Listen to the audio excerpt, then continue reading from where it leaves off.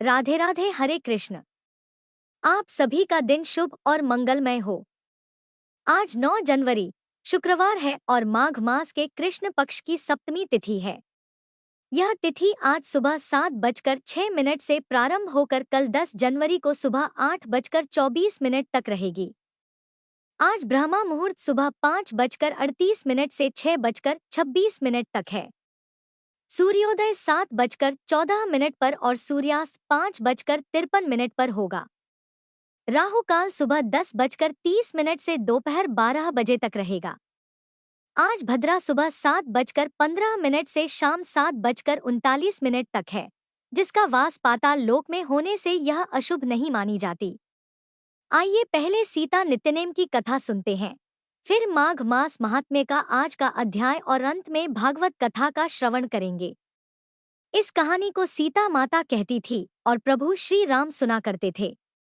एक दिन श्री राम भगवान को किसी काम के लिए बाहर जाना पड़ा, तो सीता माता कहने लगी कि भगवान मेरा तो 12 वर्ष का नितनेम है। अब आप बाहर जाएंगे तो मैं अपनी कहानी किसे सुनाऊंगी? तब श्री राम ने कहा कि सीते आप कुएं की पाल पर जाकर बैठ जाना और वहां पर जो भी औरतें पानी भरने आएंगी उन्हें अपनी कहानी सुना दिया करना। सीता माता कुएं की पाल पर जाकर बैठ गई। तभी एक स्त्री आई। उसने रेशम की जरी की साड़ी पहन रखी थी और सोने का घड़ा ले रखा था। सीता माता उसे देखकर कहने लगी, बहन मेरा 12 वर्ष का नितनेम सुन लो। पर वह स्त्री बोली कि मैं तुम्हारा नितनेम सुनूंगी तो मुझे तो घर जाने में देर हो जाएगी और मेरी सास मुझसे झगड़ा करेगी। इसलिए उसने कहानी नहीं सुनी और अपने घर चली गई। लेकिन उसके घर जाते ही उसकी रेशम चेरी की साड़ी फट गई। सोने का घड़ा मिट्टी के घड़े में बदल गया। सासू ने देखा तो पूछा, अरे बहू यह किसका दोष अपने सिर लेकर आ गई है? बहू बोली, माँ जी कुएं पर एक औरत बैठी थी। उसने अपनी कहानी सुनने के लिए कहा लेकिन मैंने नहीं सुनी। शायद उसी का यह फल मुझे मिला है।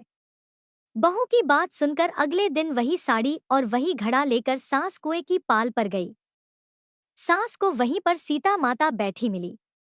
तो माता सीता ने कहा, बहन मेरी कहानी सुन लीजिए। सासू बोली, एक बार छोड़ मैं तो 4 बार कहानी सुन लूंगी। तब सीता माता बोली, राम आए लक्ष्मण आए देश के पुजारी आए नित नेम का नेम लाए आओ राम बैठो राम तपी रसोई जीमो राम माखन मिश्री खाओ राम दूध पताशा पियो राम सूत के पलका मोटो राम शाल दुशाला पोठो राम शाल दुशाला ओढ़ो राम जब बोलूं राम ही राम राम सवारे सबके काम खाली घर भंडार भरेंगे सबका बीड़ा पार करेंगे श्री राम जय जय राम। सासू बोली, बहन कहानी तो बहुत अच्छी लगी। फिर कहानी सुनकर सासू घर चली गई और उसकी साड़ी फिर से रेशम जरी की बन गई। मिट्टी का घड़ा भी फिर वापस से सोने के घड़े में बदल गया। बहू ने देखा तो कहने लगी, सासू माँ आपने यह सब कैसे किया? सासू बोली, बहू तू दोष लगा कर आई थी और मैं अब दोष उतार कर आ रही हूँ। बहू ने पूछा कि माँ जी वह कुएं वाली स्त्री कौन है? सासू ने बताया कि वह तो सीता माता थी। वह पुराने से नया कर देती है, खाली घर में भंडार भर देती हैं। वह लक्ष्मी जी का वास घर में कर देती हैं और मनुष्य की जो भी इच्छा हो उसे पूर्ण कर देती हैं। बहू बोली, माँ जी फिर तो ऐसी कहानी मुझे भी सुना दो। सास बोली कि ठीक है तुम भी सुनो। फिर सास ने कहानी शुरू की।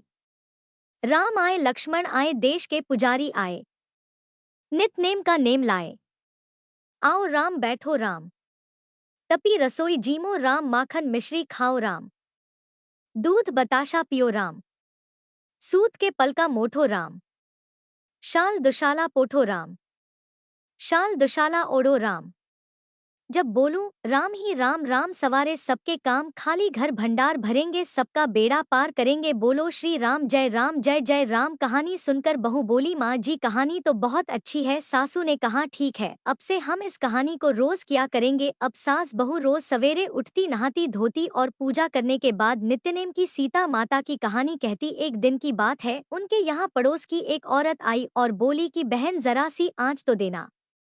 तो बहू बोली कि आँच तो अभी हमने जलाई ही नहीं। पड़ोसन बोली, तो फिर तुम सुबह 4 बजे से उठकर क्या कर रही हो? तो उन्होंने कहा कि हम तो सुबह सुबह उठकर पूजा करते हैं। फिर सीता माता की नितनेम की कहानी कहते हैं। पड़ोसन ने उनकी बात सुनकर फिर कहा कि सीता माता की कहानी कहने से तुम्हें क्या मिला। तब वे दोनों बोली कि सीता माता की कहानी कहने से घर में भंडार भर जाते हैं, सारे काम पूर्ण हो जाते हैं, मन की इच्छा भी पूरी होती है। पड़ोसन ने कहा, बहन अगर ऐसा है तब तो फिर मुझे भी कहानी सुना दो। तब बहू बोली कि ठीक है, तुम भी यह कहानी सुन लो। राम आए लक्ष्मण आए, देश के पुजारी आए नित नेम का नेम लाए।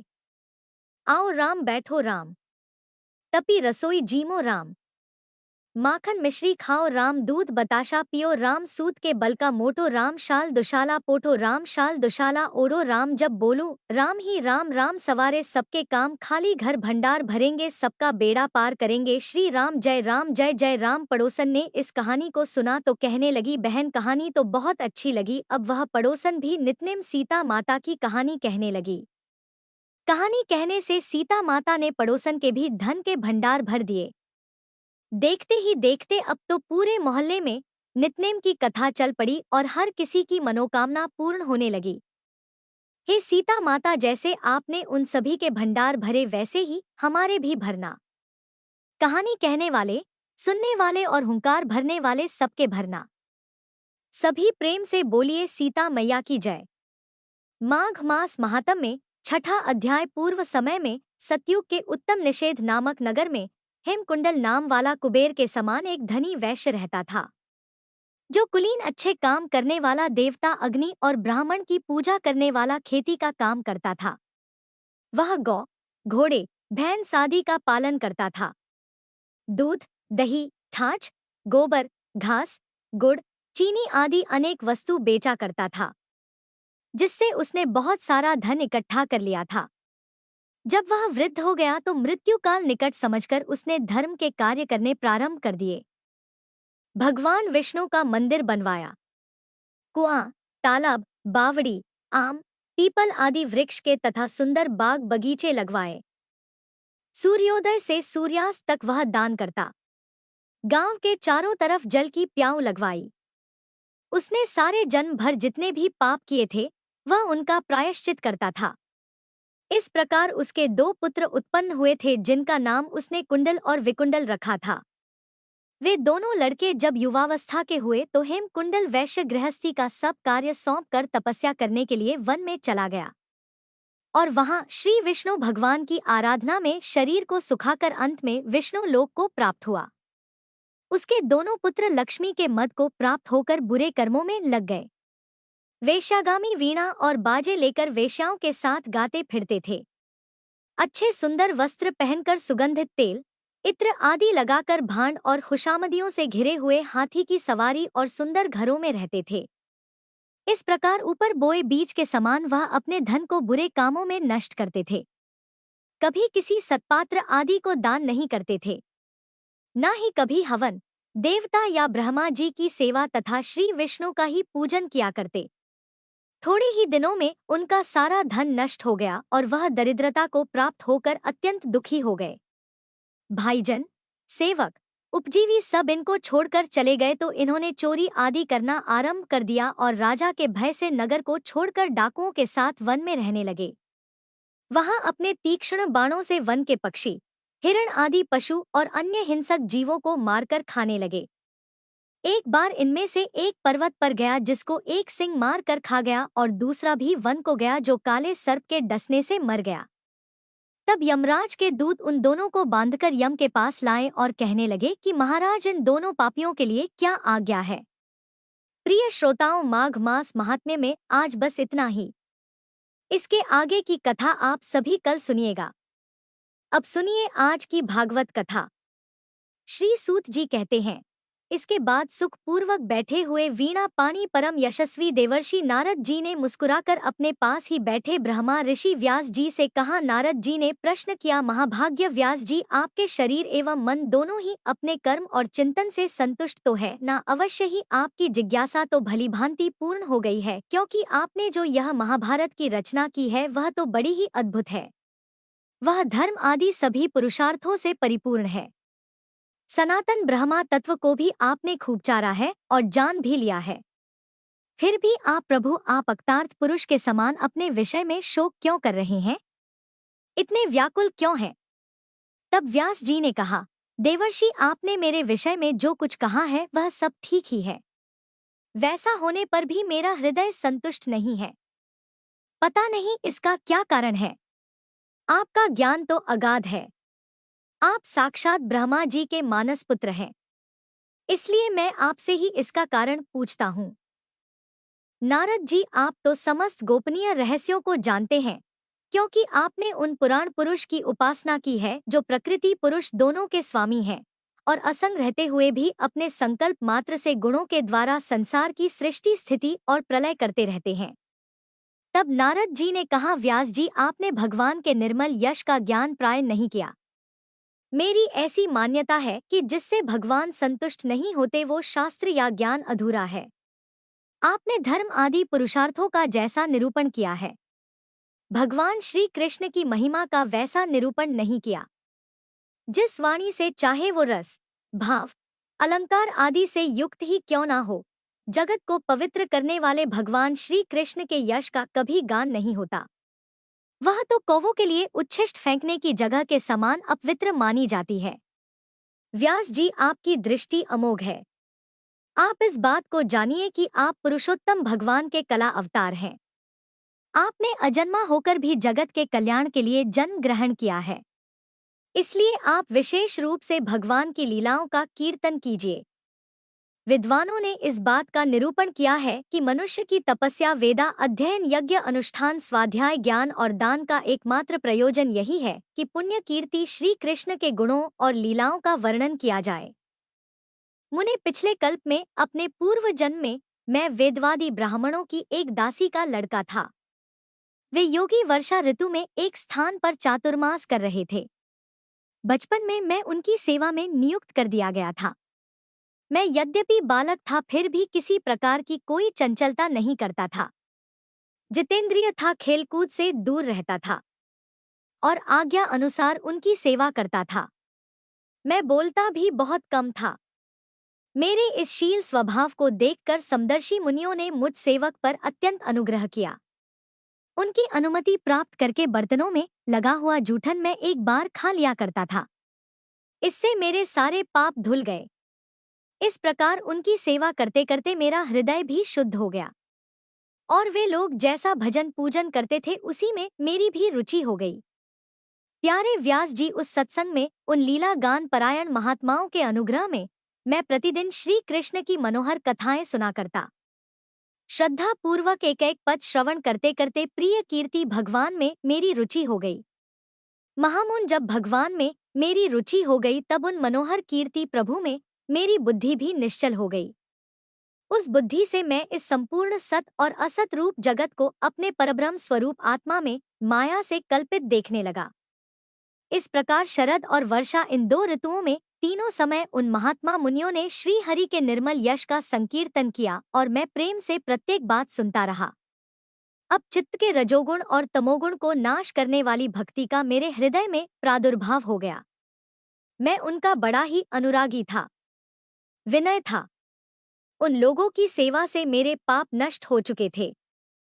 मेरे हृदय में श्रद्धा थी, इंद्रियों में संयम था और शरीर, वाणी और मन से मैं उनका आज्ञाकारी था। उन दीनवत्सल महात्माओं ने जाते समय कृपा करके मुझे उस गौतम ज्ञान का उपदेश किया जिसका उपदेश स्वयं भगवान ने अपने श्रीमुख से किया है। उस उपदेश से ही जगत के निर्माता भगवान श्री कृष्ण की माया के प्रभाव को मैं जान सका, जिसके जान लेने पर उनके परम पद की प्राप्ति हो जाती है। सत्य संकल्प व्यास जी, पुरुषोत्तम भगवान श्री कृष्ण के प्रति समस्त कर्मों को समर्पित कर देना ही संसार के तीनों तापों की एकमात्र औषधि है। यह बात मैंने आपको बतला दी। व्यास जी, आपका ज्ञान पूर्ण है। आप भगवान की ही कीर्ति का, उनकी प्रेममय लीला का वर्णन कीजिए। उसी से बड़े बड़े ज्ञानियों की भी जिज्ञासा पूर्ण होती है। जो लोग दुखों के द्वारा बार बार रौंदे जा रहे हैं, उनके दुख की शांति इसी से हो सकती है और कोई उपाय नहीं है। श्री सूत जी कहते हैं, सोन जी देवर्षि नारद जी के जन्म और साधना की बात सुनकर सत्यवती नंदन भगवान श्री व्यास जी ने उनसे फिर ये प्रश्न किया कि नारद जी, जब आपको ज्ञान उपदेश करने वाले महात्मा गण चले गए तब फिर आपने क्या किया? उस समय तो आपकी अवस्था बहुत छोटी थी। स्वयंभू आपकी शेष आयु फिर किस प्रकार व्यतीत हुई? और मृत्यु के समय आपने किस विधि से अपने शरीर का परित्याग किया? देवर्षि काल तो सभी वस्तुओं को नष्ट कर देता है। उसने आपकी इस पूर्व कल्प की स्मृति का कैसे नाश नहीं किया? आपको सब कुछ कैसे याद है? श्री नारद जी ने तब कहा कि मुझे ज्ञानोपदेश करने वाले महात्मा गण जब चले गए तब मैंने इस प्रकार अपना जीवन बिताया। यद्यपि उस समय मैं बहुत कम आयु का था। मेरी उम्र बहुत कम थी। मैं अपनी माँ का इकलौता लड़का भी था। एक तो वह स्त्री थी, दूसरे मूढ़ और तीसरे दासी थी। मेरा भी उसके सिवा और कोई सहारा नहीं था। उसने अपने को मेरे स्नेह पारश से जकड़ रखा था। वो मेरे योगक्षेम की चिंता तो बहुत करती थी, परंतु पराधीन होने के कारण कुछ कर नहीं पाती थी। जैसे कठपुतली नचाने वाले की इच्छा के अनुसार ही नाचा करती है, वैसे ही यह सारा संसार भी ईश्वर के अधीन है। और मैं भी अपनी ही माँ के स्नेह बंधन में बंधकर उस ब्राह्मण बस्ती में ही रहा। मेरी अवस्था केवल 5 वर्ष की थी। मुझे दिशा, देश और काल के संबंध में कुछ भी ज्ञान नहीं था। एक दिन की बात है, मेरी माँ गाय धोने के लिए रात के समय घर से बाहर निकली। रास्ते में उसके पैर से कोई सांप छू गया। उसने उस बेचारी को डस लिया। अब उस सांप का क्या दोष? काल की ही ऐसी प्रेरणा थी। मैंने समझा भक्तों का मंगल चाहने वाले भगवान का यह भी एक अनुग्रह ही है। इसके बाद तो मैं उत्तर दिशा की तरफ चल पड़ा। उस ओर मार्ग में मुझे अनेकों धनधान्य से संपन्न देश, नगर, गांव, अहीरों की चलती फिरती बस्तियां, खाने, खेड़े, नदी और पर्वतों के तटवर्ती पड़ाव, वाटिकाएं, वन, उपवन और रंग बिरंगी धातुओं से युक्त विचित्र पर्वत दिखाई पड़े। कहीं कहीं जंगली वृक्ष थे, जिनकी बड़ी बड़ी शाखाएं हाथियों ने तोड़ डाली थी। शीतल जल से भरे हुए जलाशय थे, जिसमें देवताओं के काम में आने वाले कमल थे। उन पर पक्षी तरह तरह की बोली बोल रहे थे और भौरे मंडरा रहे थे। यह सब देखता हुआ मैं आगे बढ़ा। मैं अकेला ही था। इतना लंबा मार्ग तय करने में मैंने एक घोर जंगल देखा। उसमें नरकट, बांस, सेंठा, कोश, कीचक आदि खड़े थे। उसकी लंबाई चौड़ाई भी बहुत थी। और वो सांप, उल्लू, सियार आदि भयंकर जीवों का घर हो रहा था। देखने में बड़ा डरावना लगता था। चलते चलते मेरा शरीर और इंद्रियां शिथिल हो गई, थक गई। फिर मुझे बड़े जोर की प्यास लगी और भूखा तो मैं था ही। वहां पर एक नदी मिली। उसके कुंड में मैंने स्नान, जलपान और आचमन किया, जिससे मेरी थकावट दूर हो गई। उस विजन वन में एक पीपल के नीचे आसन लगाकर मैं बैठ गया। उन महात्माओं ने जैसा मैंने सुना था हृदय में रहने वाले परमात्मा के उसी स्वरूप का मन ही मन ध्यान किया। भक्ति भाव से वशीकृत चित्त द्वारा भगवान के चरण कमलों का ध्यान करते ही भगवत प्राप्ति की उत्कट लालसा से मेरे नेत्रों में आंसू छलछला आए और हृदय में धीरे धीरे भगवान प्रकट हो गए। व्यास जी, उस समय प्रेम भाव के अत्यंत उद्वेग से मेरा रोम रोम पुलकित हो गया। हृदय अत्यंत शांत और शीतल हो गया। उस आनंद की बाढ़ में मैं ऐसा डूब गया कि मुझे अपना और ध्येय वस्तु का बिल्कुल भी भान नहीं रहा। भगवान का वह अनिर्वचनीय रूप समस्त शोकों का नाश करने वाला और मन के लिए अत्यंत लुभावना था। सहसा उसे ना देख पाने पर मैं अचानक विकल हो गया और अनमना सा होकर आसन से उठ खड़ा हुआ। मैंने उस स्वरूप का दर्शन फिर से करना चाहा, किंतु मन को हृदय में समाहित करके बार बार दर्शन का प्रयास करने पर भी मैं उसे दोबारा नहीं देख सका। मैं अतृप्त के समान आतुर हो गया। इस तरह निर्जन वन में मुझे प्रयत्न करते देख स्वयं भगवान ने, जो कि वाणी के विषय नहीं है, बड़ी गंभीर और मधुर वाणी से मेरे शोक को शांत करते हुए कहा, खेद है कि इस जन्म में तुम मेरा दर्शन नहीं कर सकोगे। जिनकी वासनाएं पूरी तरह शांत नहीं हो गई हैं, उन अध कचरे योगियों को मेरा दर्शन तो अत्यंत दुर्लभ है। निष्पाप बालक, तुम्हारे हृदय में मुझे प्राप्त करने की लालसा जागृत करने के लिए ही मैंने एक बार तुम्हें अपने रूप की बस झलक दिखलाई है। मुझे प्राप्त करने की आकांक्षा से युक्त साधक धीरे धीरे हृदय की संपूर्ण वासनाओं का भलीभांति त्याग कर देता है। अल्पकालीन संत सेवा से तुम्हारी चित्तवृत्ति मुझ में स्थिर हो गई है। अब तुम इस प्राकृत मलिन शरीर को छोड़कर मेरे पार्षद हो जाओगे। मुझे प्राप्त करने का तुम्हारा यह दृढ़ निश्चय किसी प्रकार नहीं टूटेगा। समस्त सृष्टि का प्रलय हो जाने पर भी मेरी कृपा से तुम्हें मेरी स्मृति बनी रहेगी। आकाश के समान अव्यक्त सर्वशक्तिमान महान परमात्मा इतना कहकर चुप हो रहे। उनकी इस कृपा का अनुभव करके मैंने उन श्रेष्ठों से भी श्रेष्ठतर भगवान को सिर झुकाकर प्रणाम किया। तभी से मैं लज्जा संकोच छोड़कर भगवान के अत्यंत रहस्यमय और मंगलमय मधुर नामों और लीलाओं का कीर्तन और स्मरण करने लगा। व्यास जी, इस प्रकार भगवान की कृपा से मेरा शुद्ध हृदय हो गया। आसक्ति मिट गई और मैं श्री कृष्ण परायण हो गया। कुछ समय बाद जैसे एकाएक बिजली कौंध जाती है, वैसे ही अपने समय पर मेरी भी मृत्यु आ गई। मुझे शुद्ध भगवत पार्षद शरीर प्राप्त होने का अवसर आने पर प्रारब्ध कर्म समाप्त हो जाने के कारण 5 भौतिक शरीर नष्ट हो गया। कल्प के अंत में जिस समय भगवान नारायण एक कारण के जल में शयन करते हैं, उस समय उनके हृदय में शयन करने की इच्छा से इस सारी सृष्टि को समेटकर ब्रह्मा जी जब प्रवेश करने लगे, तब उनकी सांस के साथ मैं भी उनके हृदय में प्रवेश कर गया। 1 सहस्त्र चतुर्युगी बीत जाने पर जब ब्रह्मा जी जगे और उन्होंने सृष्टि करने की इच्छा की, तब उनकी इंद्रियों से मरीच आदि ऋषियों के साथ मैं भी प्रकट हो गया और तभी से मैं भगवान की कृपा से बैकुंठ आदि में और तीनों लोकों में बाहर और भीतर बिना रोकटोक विचरण किया करता हूँ। मेरे जीवन का व्रत भगवत जन अखंड रूप से चलता रहता है। व्यास जी, आप निष्पाप है। आपने मुझसे जो कुछ पूछा था वह सब अपने जन्म और साधना का रहस्य तथा आपकी आत्मसंतुष्टि का उपाय मैंने बतला दिया। श्री सूत जी कहते हैं, शौनकादि ऋषियों देवर्षि नारद ने व्यास जी से इस प्रकार कहकर जाने की अनुमति ली और वीणा बजाते हुए स्वच्छंद विचरण करने के लिए वे चल पड़े। आहा, यह देवर्षि नारद धन्य है, क्योंकि यह सारंग पाणी भगवान की कीर्ति को अपनी वीणा पर गाकर स्वयं तो आनंद मगन होते ही हैं, साथ ही स्त्री ताप्त जगत को भी आनंदित करते रहते हैं।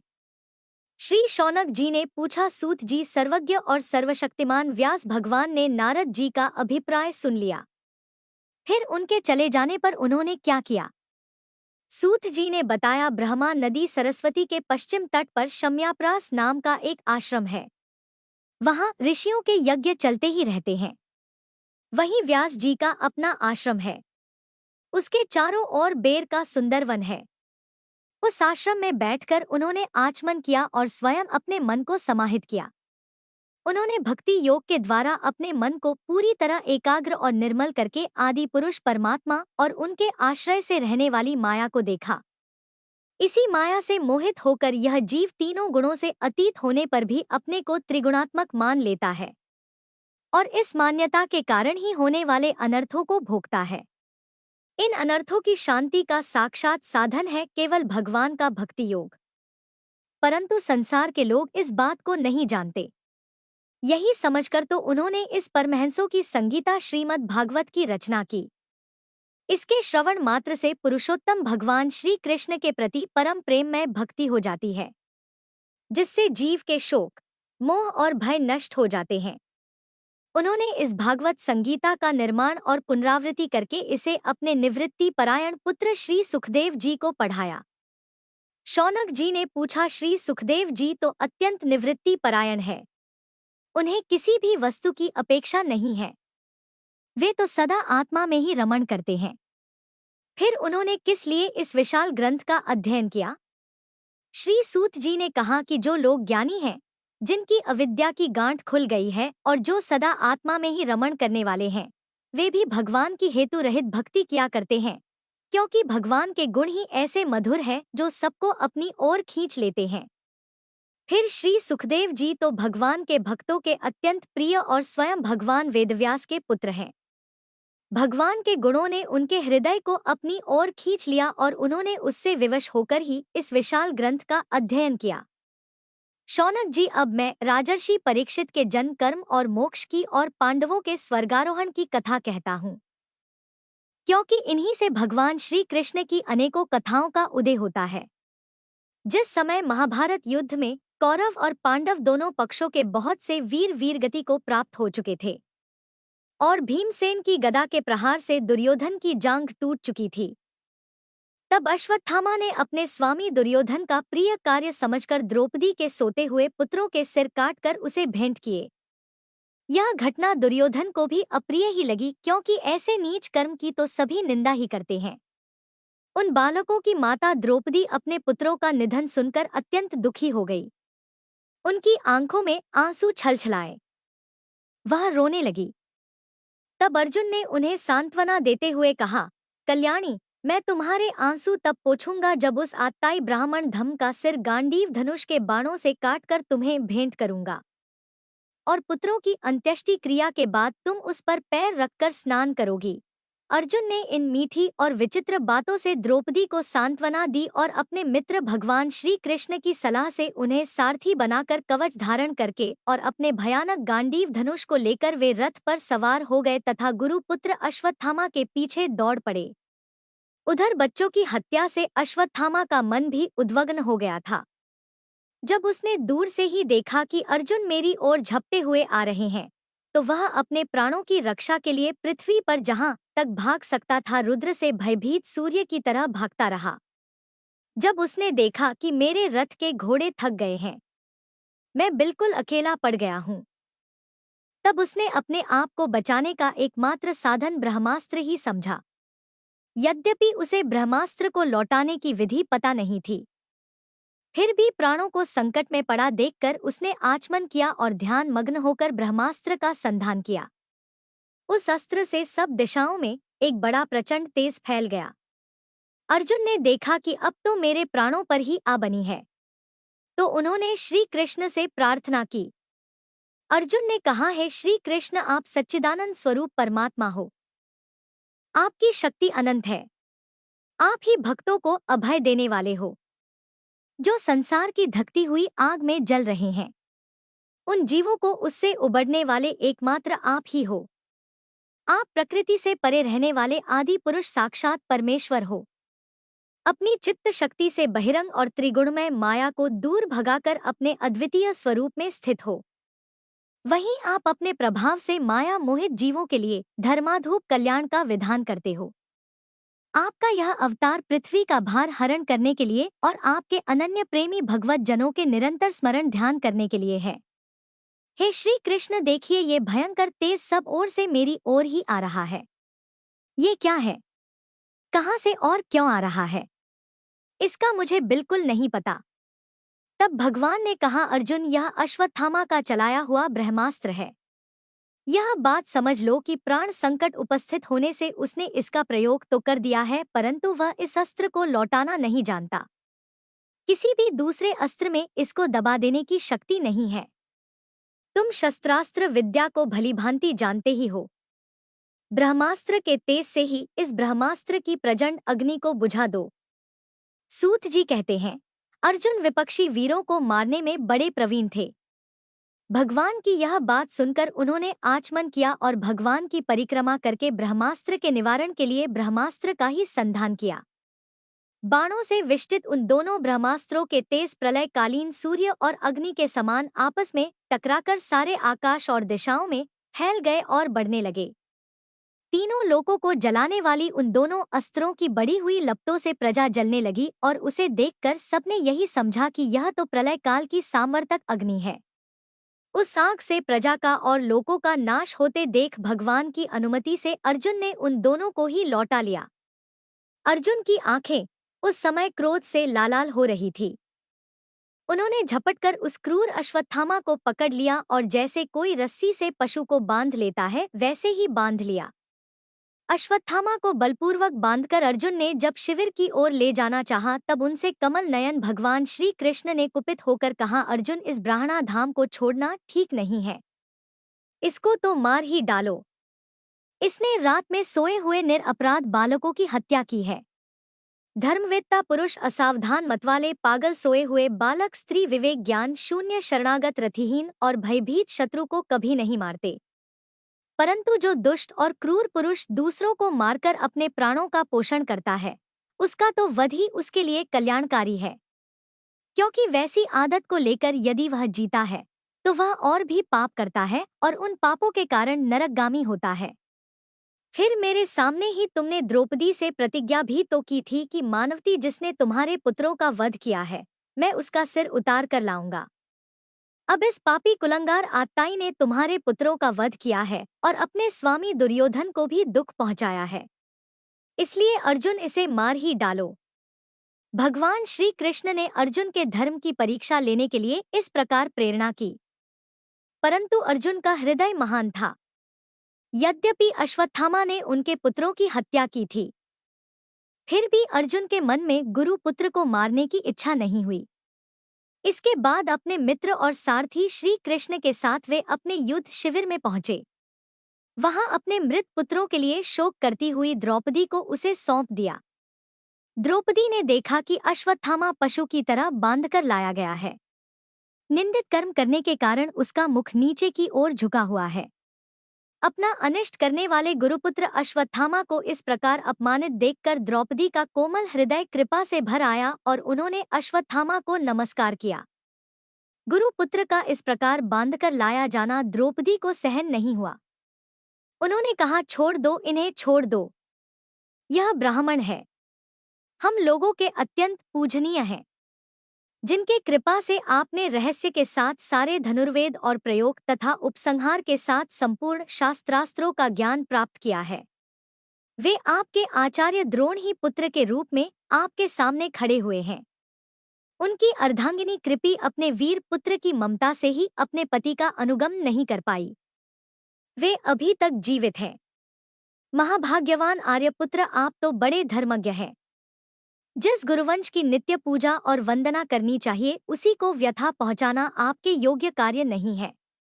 जैसे अपने बच्चों के मर जाने से मैं दुखी होकर रो रही हूँ और मेरी आंखों से बार बार आंसू बह रहे हैं, वैसे ही इनकी माता पतिव्रता गौतमी ना रोए। जो उच्छृंखल राजा अपने को कृत्यों से ब्राह्मण कुल को कुपित कर देते हैं, वह कुपित ब्राह्मण कुल उन राजाओं को सपरिवार शोकाग्नि में डालकर शीघ्र ही भस्म कर देता है। सूत जी ने कहा, शौनकादि ऋषियों, द्रौपदी की यह बात धर्म और न्याय के अनुकूल थी। उसमें कपट नहीं था, करुणा और समता थी। इसलिए राजा युधिष्ठिर ने रानी के इन हित भरे श्रेष्ठ वचनों का अभिनंदन किया। साथ ही नकुल, सहदेव, सात्यकी, अर्जुन, स्वयं भगवान श्री कृष्ण और वहां पर उपस्थित सभी नर नारियों ने द्रौपदी की बात का समर्थन किया। उस समय क्रोधित होकर भीमसेन ने कहा, जिसने सोते हुए बच्चों को ना अपने लिए और ना ही अपने स्वामी के लिए बल्कि व्यर्थ ही मार डाला, उसका तो वध ही उत्तम है। तब भगवान श्री कृष्ण ने द्रौपदी और भीमसेन की बात सुनकर और अर्जुन की ओर देखकर कुछ हंसते हुए से कहा, पतित ब्राह्मण का भी वध नहीं करना चाहिए और आत्ताई को मार ही डालना चाहिए। शास्त्रों में मैंने यह दोनों ही बातें कही हैं, इसलिए मेरी दोनों आज्ञाओं का पालन करो। तुमने द्रौपदी को सांत्वना देते समय जो प्रतिज्ञा की थी उसे भी सत्य करो। साथ ही भीमसेन, द्रौपदी और मुझे जो प्रिय हो वो भी करो। सूत जी कहते हैं, अर्जुन भगवान के हृदय की बात तुरंत ताड़ गए, समझ गए, और फिर उन्होंने तलवार से अश्वत्थामा के सिर की मणि उसके बालों के साथ ही उतार ली। बालकों की हत्या करने से वह श्रीहीन तो पहले ही हो गया था, अब मणि और ब्रह्मा तेज से भी रहित हो गया। इसके बाद उन्होंने रस्सी का बंधन खोलकर उसे शिविर से निकाल दिया। मूड देना, धन छीन लेना और स्थान से बाहर निकाल देना, यही तो ब्राह्मण धर्मों का वध है। बिना मारे भी उनका इसी प्रकार से वध ही किया जाता है। इसके लिए इससे भिन्न शारीरिक वध का विधान नहीं है। पुत्रों की मृत्यु से द्रौपदी और पांडव सभी शोकाकुल हो रहे थे। आप जाकर उन्होंने अपने मरे हुए भाई बंधुओं की दाह आदि अंत्येष्टि क्रिया की। हरे कृष्ण। भागवत कथा में आज बस इतना ही। इसके आगे का वृतांत आप सभी कल के अध्याय में जरूर सुनिएगा। अब सुनिए लपसी और तपसी की कहानी। फिर सबसे अंत में आप सभी श्री भागवत जी की आरती सुनेंगे। एक बार एक लपसी था, एक तपसी था। तपसी हमेशा भगवान की तपस्या में लीन रहता था। लपसी रोजाना सवा शेर की लापसी बनाकर भगवान को भोग लगाकर जीम लेता था। एक दिन वे दोनों आपस में झगड़ा करने लगे। तपसी बोला, मैं रोज भगवान की तपस्या करता हूँ, इसलिए मैं बड़ा हूँ। लप्स बोला, मैं रोज भगवान को सवा शेर लापसी का भोग लगाता हूँ, इसलिए मैं बड़ा हूँ। नारद जी वहां से गुजर रहे थे। दोनों को झगड़ा करता देख उनसे पूछा कि तुम दोनों झगड़ा क्यों कर रहे हो।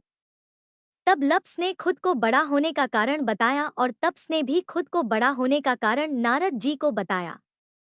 सुनकर नारद जी बोले, तुम्हारा फैसला तो मैं कर दूंगा।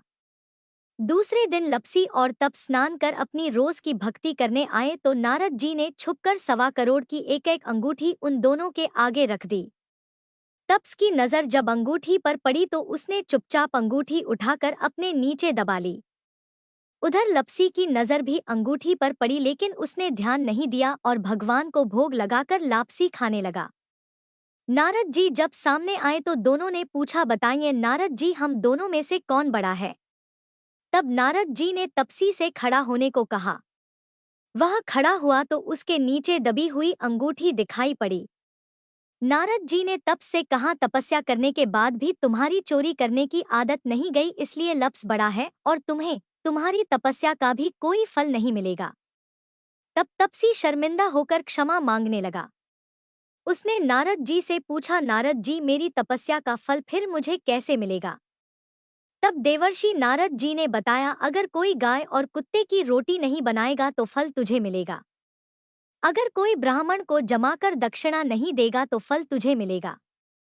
अगर कोई साड़ी के साथ ब्लाउज नहीं देगा तो फल तुझे मिलेगा। अगर कोई दिए से दिया जलाएगा तो फल तुझे मिलेगा। अगर कोई सारी कहानी सुने लेकिन तुम्हारी कहानी ना सुने तो फल तुझे मिलेगा। उसी दिन से हर व्रत कथा और कहानी के साथ लपसी तपसी की कहानी भी सुनी और कही जाती है। यही थी आज की जानकारी। कथा आगे अगले वीडियो में सुनेंगे। वीडियो पसंद आए तो लाइक करें, चैनल को सब्सक्राइब करें और अपने प्रियजनों के साथ शेयर करना न भूलें। राधे राधे, हरे कृष्ण।